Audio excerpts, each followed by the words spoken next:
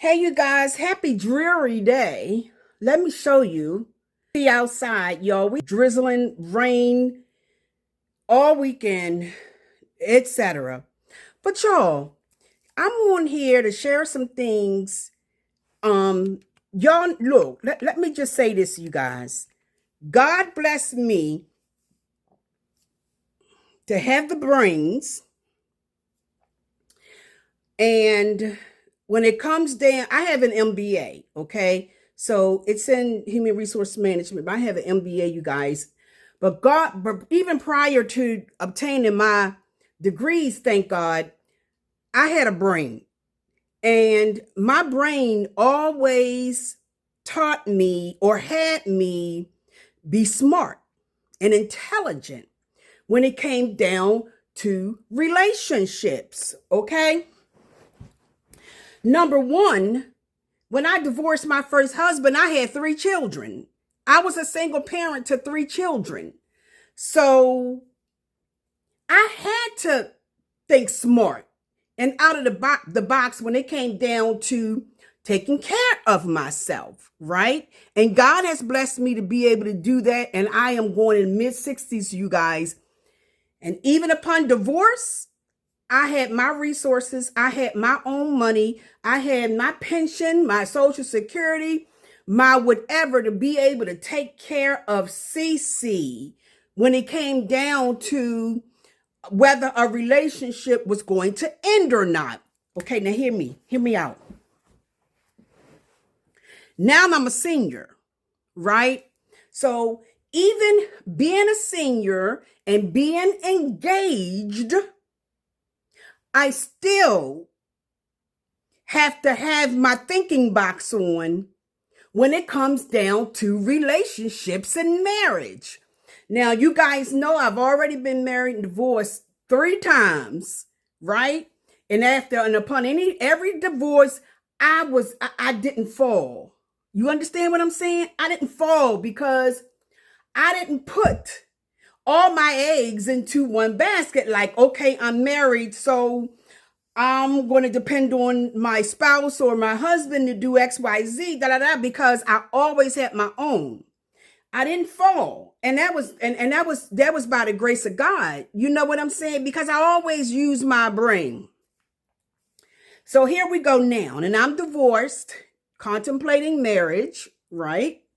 And you guys know, as seniors, marriage comes with a lot of complexities. Seniors, you know that. We already know that. Young people don't know that yet. But I'm going to read something to you guys in a minute. You know, and even if they don't know, it doesn't hurt to listen and be schooled. You know, I shot some things to my son today and texting whatever else. He wound up calling me, "Ma, I didn't even know all that." I'm saying, yes. You know, you're 45 going on 46 and you're still young and all, and that's fine. But these things you still need to know as young people, as you age, as you become a senior, and as you're involved in these relationships. Okay, I'm engaged, right? I got to use this. Here's one thing about being married as a senior. One of the things that comes along with it is Medicaid. Now, Medicaid, every senior upon age 65 is automatically signed up for Medicare, and then your regular insurance become your secondary. Your primary is Medicare. That's for everyone who turns 65. Okay? Everyone, even you. Now, here's where the thing about marriage and assets and the complexities of that when you combine resources and marry as a senior. Now, here's a hypothetical situation. Suppose one of you gets sick, or you don't even, let me just say this. Suppose one of you need to go to a nursing home and you're married. Now, If I'm not mistaken, well, nursing homes can cost upward of 90 grand and upward, right? Per year, you guys. So because of that, you can't have any assets. Here we go.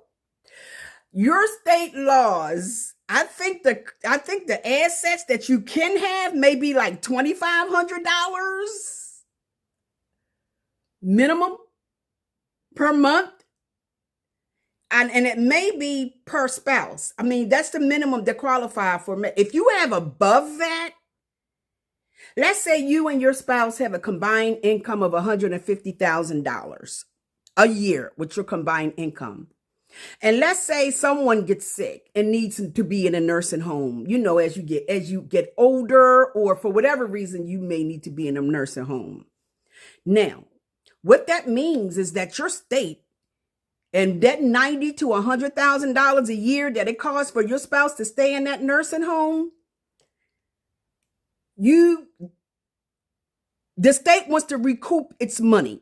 Okay? So they're going to take every asset that you have to help pay the cost of that $90,000 per year. And the only thing they allow you to have is the marital home, one car, your personals in that home, like your furniture and all those things like that, you guys. And a certain amount, a certain income level. But you guys, they're also going to take the spouse that winds up in a nursing home, they're also going to take their pension and Social Security. Now, you are already living and accustomed to a dual income, you and your spouse, of $150,000, $200,000 a year, right? So when they take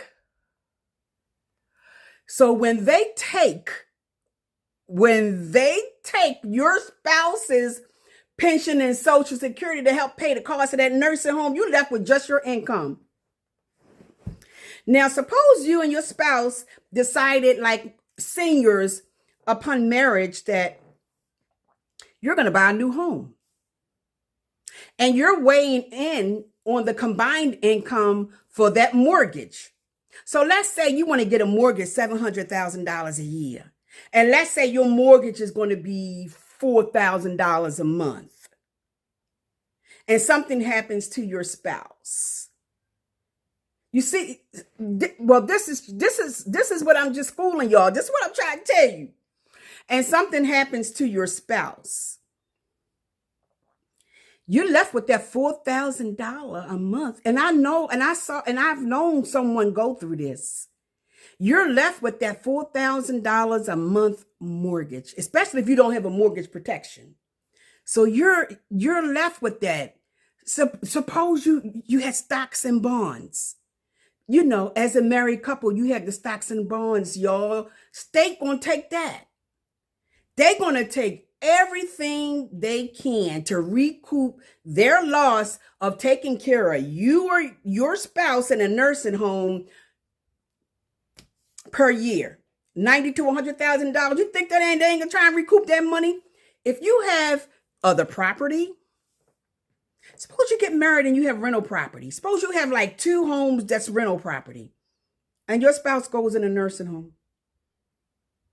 And suppose your spouse is in that nursing home or whatever for 5 years, 2 years. They're coming after your property. They're taking it to recoup their loss, you guys. Now, for people who don't have any resources or anything, they don't have any money to take from you. And they will still provide you the Medicaid that you need in a nursing home. Because you don't have any income. They're not going to turn you away. You're still going to be in there. But if you have assets, y'all, and you marry as a senior and you have assets, and something happens to your spouse, they're coming after all your assets. And there's no way to protect it. The only way to protect your assets is, let's say, let's say Like right now, I take my home and put it in my children's name. Or I take my home and put it in my You see what I'm saying? That's the only way to protect it. And you can't do it anywhere near the time that you're going in a nursing home because they're going to know. They see it. It cannot be even at any point where you're sick and thinking you need to be in a nursing home or something like that. You can't do it close to the timeline or anything, you guys. They would take your money and your checking, your savings account. They would take it all. So it's wise to think smart, when it comes down to coupling. When it comes down to time for you to be in a marriage, you have to think smart. If it comes time for you to be when you're young, you're not thinking about this stuff, y'all. You love, and you're going to get married. You're going to tie the knot, and you're going to have children. I'm talking about as a senior. Okay, I'm not talking about if you already been married 20, 30, 40 years. You already had your protections in place. You probably already have your life insurances in place. You probably already have your mortgage house to be paid off. You pay per month, whatever it costs for your home to be paid off in the event something happens and all of that. And I'm talking about being a senior. This one lady was 70 something. No, she moved.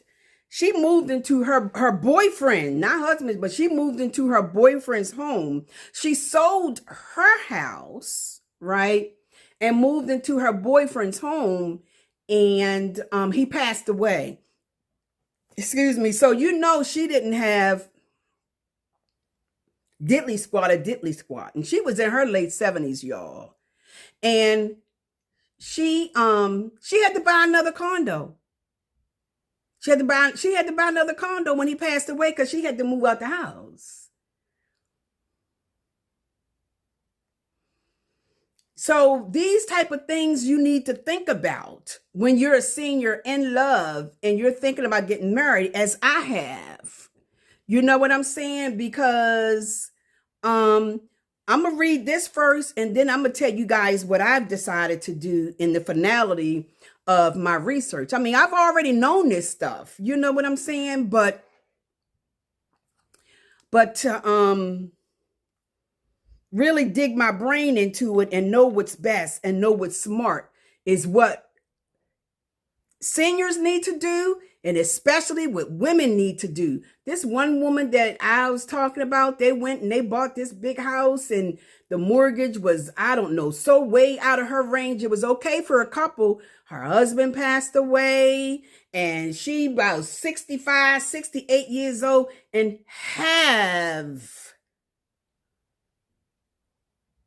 now she retired, I believe, like on disability or something like that.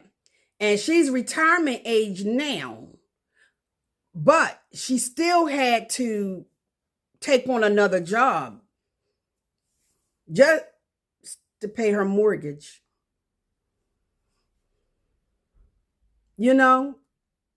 Had to take on a full-time job to keep up and pay the mortgage and the expenses of what she needed to do to take care of herself, So let me read this, and then I'm going to tell you guys what I've decided to do with me and my fiance. Okay?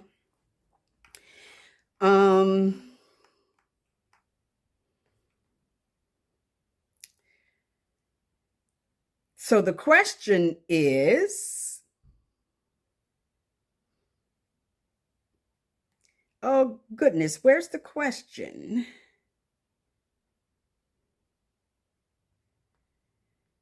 Let me come back. Give me 1 second, you guys.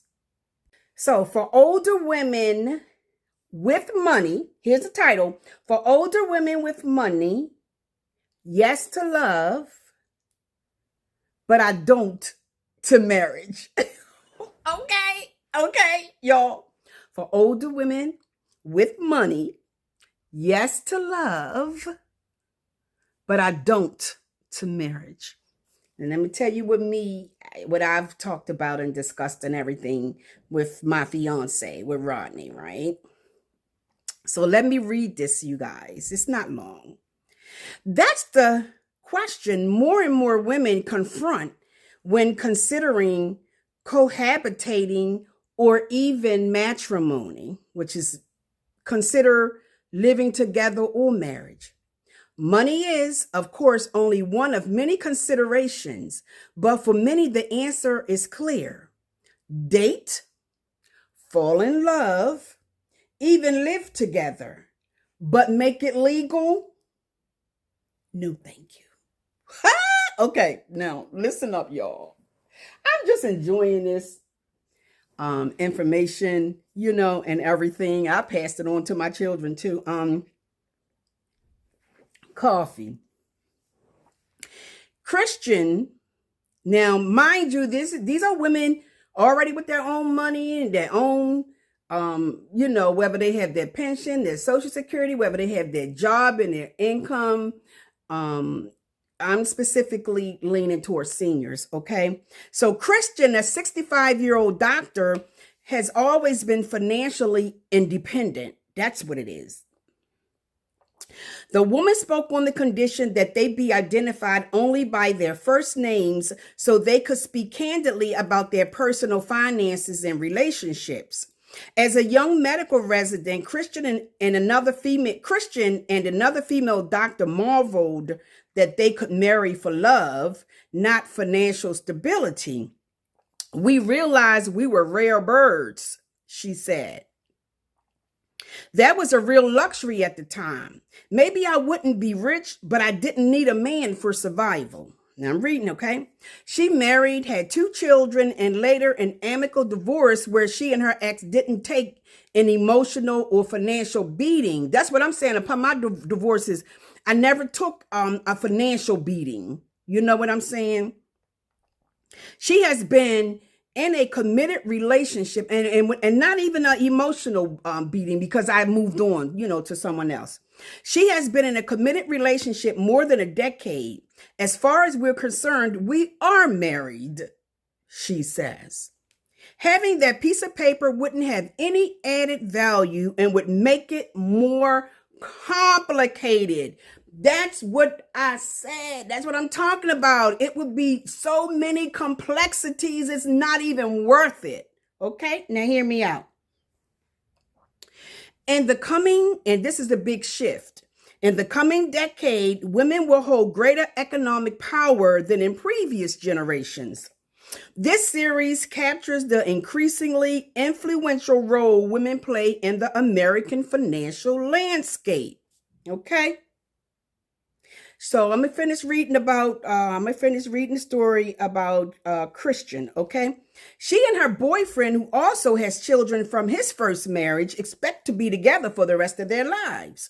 They travel extensively and split shared expenses. We've already built our lives, she says, and now we're living our lives. And that's what I always say, and that's what I've been saying all day long. Love, live, be happy, enjoy life, right? Okay. After many late night discussions, they couldn't see any reason to wed. I was talking to Rodney this weekend. I was talking to Rodney this past weekend about this. I was like, baby, it just doesn't seem like a smart, intelligent thing to do to get married. And I spelled down all these things that I'm talking to you guys about. It's like, because he didn't know any. I mean, I have to, share this information with him because he ain't looking for that kind of information and he don't know, But he said, oh, babe, I'm going to make sure you be okay, regardless of whatever. And I'm like, yeah, okay. But, all right. I'm just accustomed to being able to put myself in situations and with God overseeing me where I'm able to take care of myself in the event anything happens. Why would I want to be left out in the cold like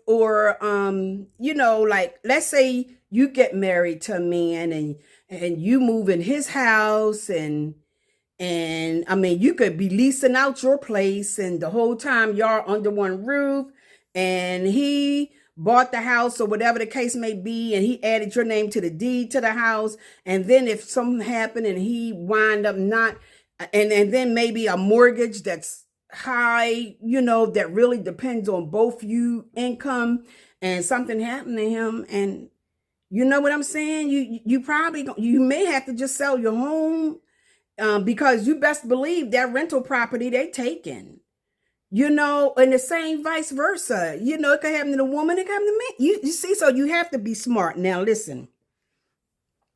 So after many late night discussions, they couldn't see any reason to wed. Their taxes would go up. They wanted to keep their own homes, both paid off, and make their own investment decisions. They both have health insurance. Then there's the whole issue of inheritance, which is key. She says, I want my money to go to my kids, and he wants his money to go to his kids. They are part of a growing movement among older couples living apart together. Now, you guys know, for the better part of my marriage to my last ex-husband, we did the living apart together. He had a home, right? We bought this condo specifically for me because it was closer to get to work from here than from his house, right? He added my name to the deed to his house. His name was on his condo. But upon divorce, my name came off his house. His name came off this condo. You know what I'm saying? And it's like, babe, was even saying, well, babe, I bought a house, your name going on a deed. And it's a lot, but let me finish this. So they are part of a growing movement among older couples living apart together, aka LATS. I'm used to this. I did that my last marriage, and then here come the time we lived together 24/7. I realized I couldn't live with this man, and I filed for my divorce. Okay, now. Once 24/7. Okay, y'all, let me finish. So Evans, 72, has been a financial advisor to older women for decades. Many are in relationships and need to know the pros and cons of marriage when it comes to their money, which is important. You worked hard for your money. A lot of women clients ask me about it. She says they feel that society expects them to make it legitimate to get married. They don't know if they want to combine their financial resources, specifically their Social Security benefits. Okay? Every working American in the whole US of A is going to have Social Security benefits. Okay? Once you retire, because you pay into that system. That's where your retirement income comes from. Then it comes from your pensions. Then it can come from your other contributions that you make to have another monthly check. You see, come to you in retirement, okay? Retirement benefits, which could decrease or end when a widow or divorced spouse remarries. That's if a divorced spouse remarries, because her Social Security benefit is going to be reduced or end. You think that widow is going to get married and lose her? Okay, let me finish. It could also mean the loss of alimony payments, pension benefits, health insurance coverage, and other financial cushions. Now, for me, I'm retired Fed. I'm retired. So I have I have all of these things. You know what I'm saying? And well, let me finish. Okay. Remarriage could also mean sharing the financial needs of stepchildren if you have them. Like college tuitions can be tough on blended families. The issues of who will inherit what assets and the financial obligations should the marriage end in divorce. A lot of people driven by love forget about these things, says Evans, and that's why y'all had me. Okay?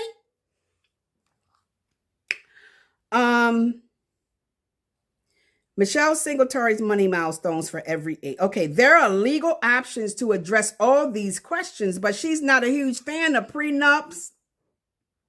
because they can be undermined in the courts amid claims that they were signed under duress.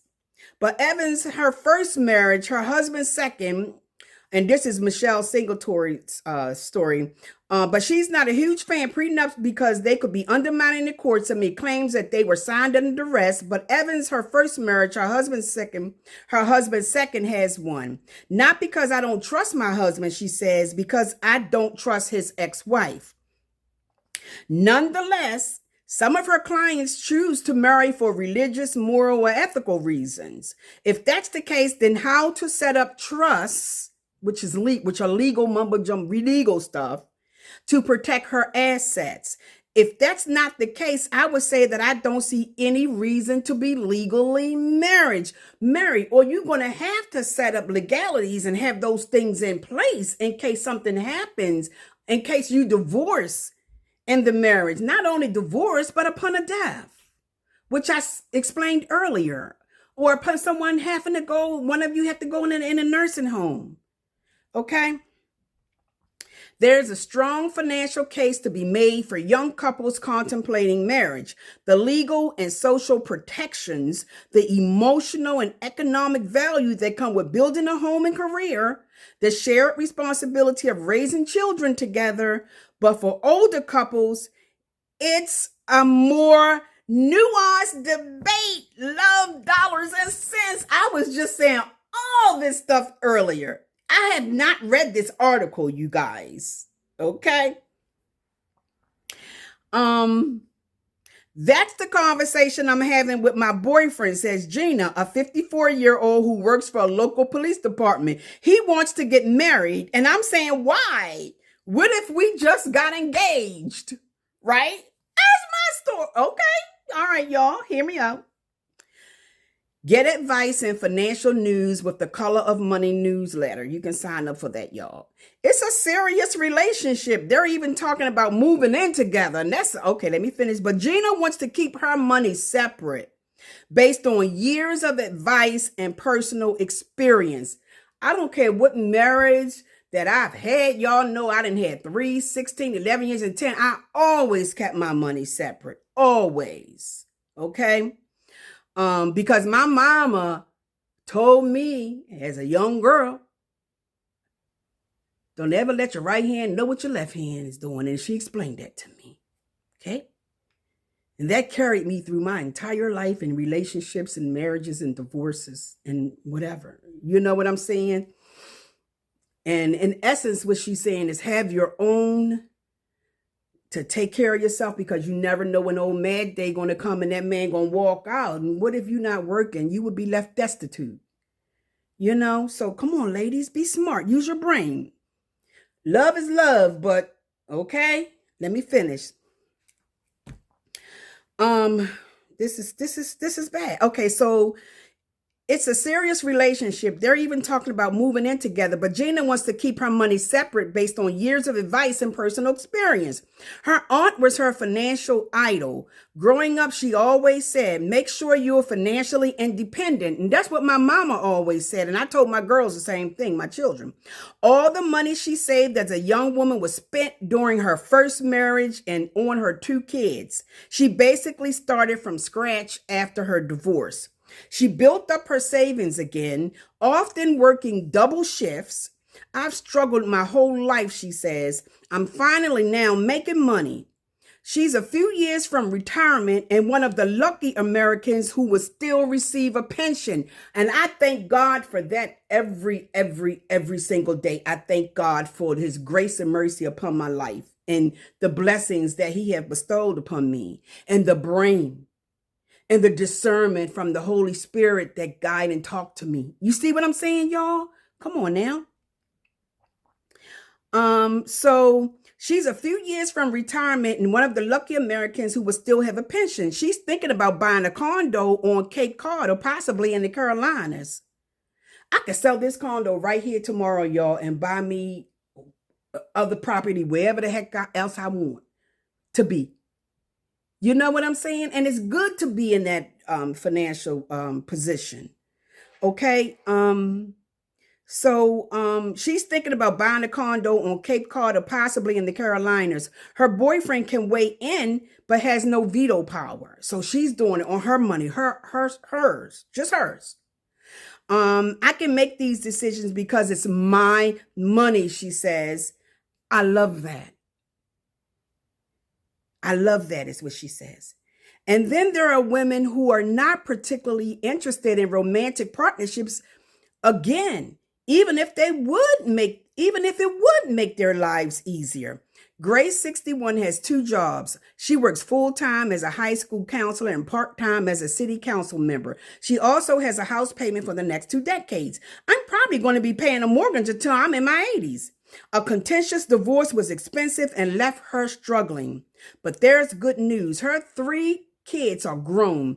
They received scholarships, so tuition wasn't a financial issue. She's back on her feet thanks to a very conservative approach to spending money. I'm frugal, she says, and she has a solid group of girlfriends who provide a solid social and emotional network. So she's not interested in love. The group includes women who are married, divorced, and widowed. They are very strong and independent. They tell me they would never marry again. Okay? I ain't done. Give me a minute. Let me take a sip of coffee.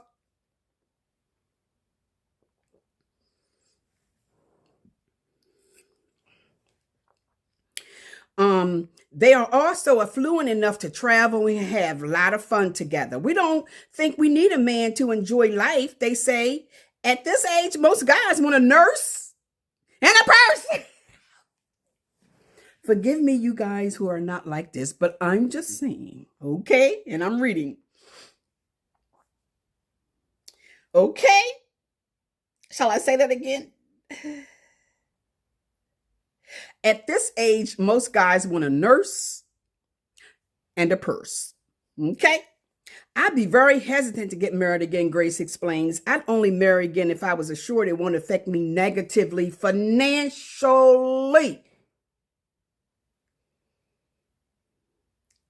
Because when you get to the bottom line, y'all, and stuff hits the fan, what's love got to do with it? You know Tina Turner, that song, What's Love Got to Do with It? Okay, let me finish. I'm almost done, y'all. She hasn't ruled out dating entirely, but it would have to be a partnership that makes her feel secure emotionally and financially. I'm not going to risk the richness and the stability of my life for a relationship. Of course, we're talking about women who, I'm almost done, women who through hard work and the ability to invest have enough resources to make that choice and live independently. That's what we're talking about, without pinching pennies. Millions of older women who were systematically paid lower wages and have little or no retirement savings will live in poverty in their old age. The idea of marriage, sharing expenses, and other financial and legal benefits can be a godsend for them, right? If women are financially secure, they will be very cautious about ending up in a permanent relationship like marriage, says Nancy, a 78-year-old widow. Women who are not financially secure can be very anxious to find somebody. The former executive assistant ended up with a sizable estate, one of the many reasons she can't imagine marrying again. She wed her soulmate at age 41. He was 46, and the couple spent decades together building a business. But she was always careful about becoming financially vulnerable. I was wife number 4, which made me very wary. Her insistence, they were engaged for a year. When she sold her home to pay the down payment on a new house they would share, she negotiated a contract that paid her back if the relationship failed. Once we got married, we never combined our finances, she says. They had separate bank accounts, separate charge cards, separate savings, and separate wills. One of her friends recently remarried. The bride was 81. The groom was 86. They commingled everything, and now there are issues. I don't think that's smart for people who are older. See, this woman negotiated something that, some kind of contract that actually paid her back if the relationship ended. And what a mess. Okay, let me finish this. So the woman who was 81 married the guy 86. They combined everything and now there are issues. So even if, here's something too, y'all, even if, okay, so let's say your boyfriend bought a house and you moved into that house and you decided to lease out your place or become a, hire a property man and lease your place out, you guys. The mere fact of you living in that house with your new husband and contributing to that household, and the money, because you're living there and you have a tenant paying the lease, and you're living in that house and you're getting whatever monies from him, also has him have it where he also has rights to your rental property because you're married. If you don't want something like that, then now with my last ex, Hollywood, he ain't want once we divorced, his house was paid for. He ain't want to sell that house. And I'm like, upon divorce, when I saw my lawyer, and I love this condo, I was like, my name come off the house, his name comes off the condo, even Stevens. But how do you know if you was going to get involved and marry again that man would make it that easy for you? How do you know? Because he may not want a divorce, tells you, no, I'm not this and that. We just going to sell both properties and split it down the middle. Suppose. Okay, I'm giving you stuff to think about, y'all. Look, I ain't in my mid-60s for no reason at all. Personally, Nancy says another husband is not in the cards, but she wouldn't rule out a romance. I have a romance. I'm engaged, best friend or companion. You want a partner, not a project. Now I'm almost done, y'all. One last paragraph. And what about it if you fall madly in love? Evans has some non-financial advice to those women who want the world to know they're crazy about their lover. I have a friend who has been engaged to her boyfriend for 15 years, she says, and she has no intention of getting married. It's an elegant bit of subterfuge. My fiance tells strangers the relationship is for keeps. Close friends know it's a white lie and don't have to spring for a wedding present. So maybe you can put a ring on it and leave it at that.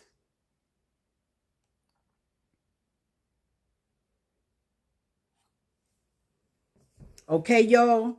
I just thought I wanted to, this going on long. I just felt like I should share that information with you all. And what is Cece going to do with her engagement? Leave it at that. But I do have in the cards a commitment ceremony. I haven't ruled out, we haven't ruled out a commitment ceremony. I still would have the dress and you know what I'm saying? I would still have the gown and we would still have a reception, however it may be like that, a commitment ceremony. But as far as the legalities of a full-fledged marriage in my mid-60s as a senior, it's just too many complexities involved in that. So y'all, take heart of what I said if you're a senior. And that article was exactly my mind frame even before I read it. So, and that article was my mind frame over the weekend when I talked to Babe about it. What I talked to you guys about in the beginning of the relationship. So,